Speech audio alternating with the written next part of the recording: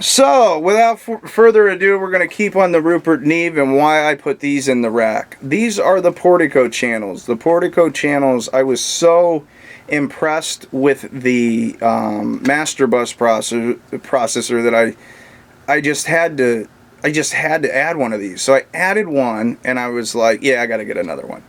That happens a lot in this business. Now, this thing is really unique. There was a question, and hopefully I can answer that to anybody watching it that had this question. But which one would you buy if you had to buy one or the other? And the answer to me in what I do is the master bus processor. But if I was going to be tracking and mixing more, I would probably be a-okay with a pair of these Porticos. These are the Portico 2 channels.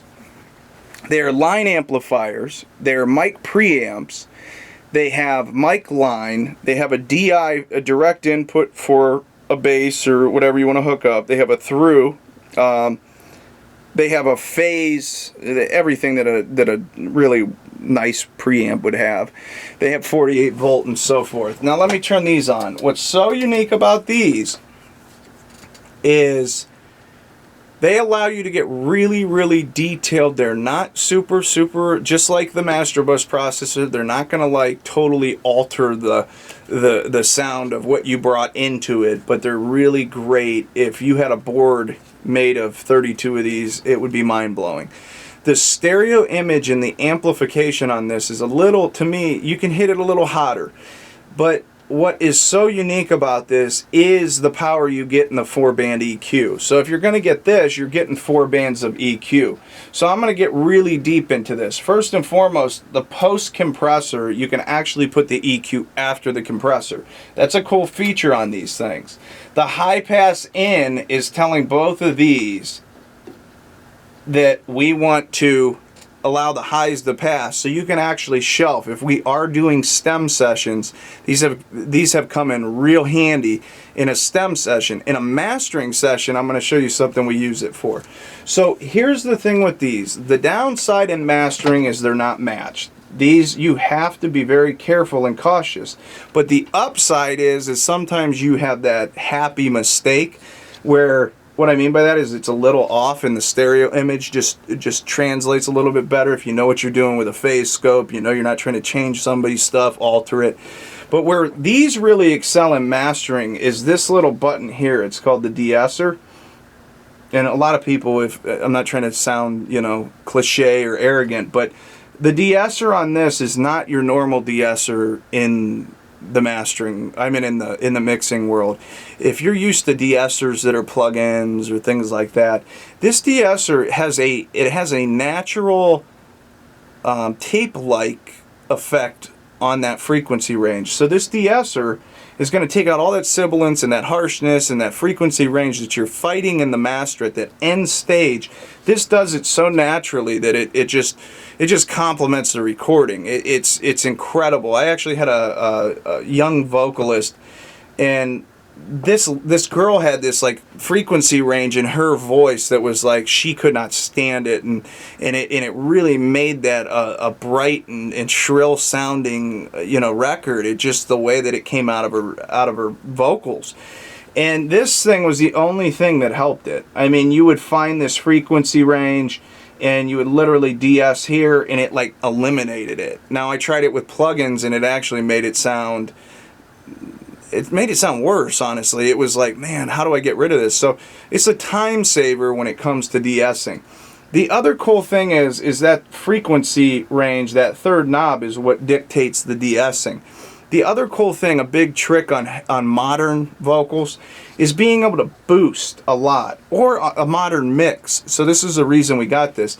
So I can boost a lot of top, but I can de-ess it back. So I'm pulling it back. It's like a push and pull kind of thing. The frequency response up top, I don't normally do this in the mastering. I don't use that much. I use the other EQ we have. But the low mid-range, what I noticed with this box is it's a really smooth EQ. It's like, if I can describe this to anybody out there, it's like when you take a piece of butter, Okay, and I'm not trying to be like dumb, and I'm not trying to be stupid, okay? But when you take like a piece of butter and you have a butter knife and you push through that, it has that sound. It has the sound, if you've ever listened to like Toff or Trident EQs that are really smooth sounding, but then they have that depth like an SSL where you can push them. They're not, they have a little bit of that API focus. They're like to me, why I chose these EQs, they're like every EQ you possibly would want, just like I think these guys went and sought out to design. They sound a little bit like a massive passive when you have the blue silk engaged. So when we engage these two, I missed it on that. It has that sound. It almost sounds like a tube EQ. When I have the red, it sounds like a Neve EQ. It sounds like their original 1073 EQs. It's not as iron sounding or thick sounding. I think that's a different thing, and it's obviously a different device. But I started to notice that one of the major things that I did in mastering was I did this thing called sidechain high pass filter. So I'm telling the compressors at the end to compress from, let's say, 250 and up. What this is cool for in mastering or even in tracking is you can make sure, when in doubt, I would have a high pass on the low end. I really would. So that's, if you learned something from this video and you're not interested in the gear, if you have a high pass on, you're a lot less susceptible, if that's a word. I'm trying to get really, like, you see how I'm trying to get really sophisticated on these videos? That you're not going to crush the life out of the low end. A lot of times when that low end's just destroyed, that's when somebody says, oh, that's over compressed, or that low mid-range. What's really neat is this sidechain can actually feed all the way up to 250. So 250 and down is not being affected by the compressor. Another cool thing is you can link these compressors. And another cool thing is you can do a wet-dry blend on those compressors. So you can tell them, I want to do parallel. That's really what parallel is. So I'm going to allow the original signal to come through, but I'm just going to compress, you know, the top end a little bit to give it a little more energy. It has the same features as the master bus processor here, feed forward, RMS or peak.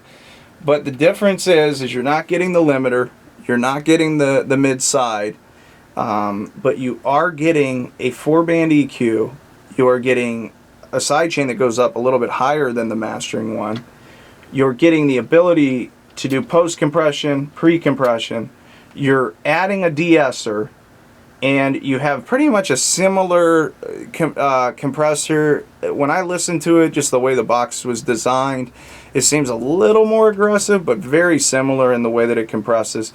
But between these and that master bus processor, I can do about anything somebody asks me. If they, and I can do it in a way where it's not like, it's not really, what's the best word? It's not colored, it's not transparent, it's like just right. That's the best way to describe that. So those two, that I'll back out on this one. That was the second piece of gear in my rack of gear and what I use it for. So I didn't really get into exactly what I use it for, but let me explain. I find myself doing a lot between the Porticos and the master bus. So the Portico channels will be like the setup for the master bus. So I'll have that, and I'll dial that in just to grab the image. I'll check it and make sure that it's translating. I might have like a real 80 millisecond attack in a real short release, and just grab and give it a little bit more pump. But then it's like a little bit too much dynamically. Then I'll hit the master bus processor and bring it back to reality, and it just has this sound that's like impressive. Like, that's the best way to say it. It's like, what in the world is that? You can really hear your attack and release. You can hear your dynamics, and as you're turning up the gain on the master bus processor, you can actually dial this in, and you can start to see how powerful this device is. If you're not new to compression and this is your first compressor, I would not recommend getting a real transparent compressor, because you're not going to be able to hear it. This is one of those. You'll hear it as you hit the threshold really heavy, and you might go, oh, it sounds like flat. It's flattening it. The other Neve compressors were like that. It's not flattening it. It's actually balancing it. And if you overuse them, they sound like they have this flattening sound. What I mean by that is not that they sound dull. They don't sound like they're lifeless. They don't sound like that. That's not what I'm saying. They're very good at pushing things into an image. And I'm not trying to get off balance here, and I hope I didn't say this wrong, because somebody can take that totally wrong. You have to hear them for yourself. They're not like a distressor where you just hear this crunch and all of a sudden it's like, whoa! These things are real subtle in the way they do that. Along with that EQ and that buttery kind of EQ, you know what I mean? That's what we're talking about. And it's just like everything sounds great. It sounds natural. I'll end with this. Those two pieces have been the most used pieces in my mastering chain. They sound natural. They don't change things unless you want it changed. They don't change things in a way where they totally alter your sound. They do it in a way where it's just real subtle, but it's really powerful. And you can hear it instantly. You can hear it and you go, yeah, that's the sound I want. It's those two devices, the pair of those in the Master Bus processor, probably some of the best stuff I've purchased in this studio in years. So that's the second piece in my chain. And thanks for watching. This is fun. I feel like I'm motivated again to continue doing videos. I'm really, really excited about this. So let's get on to the third one.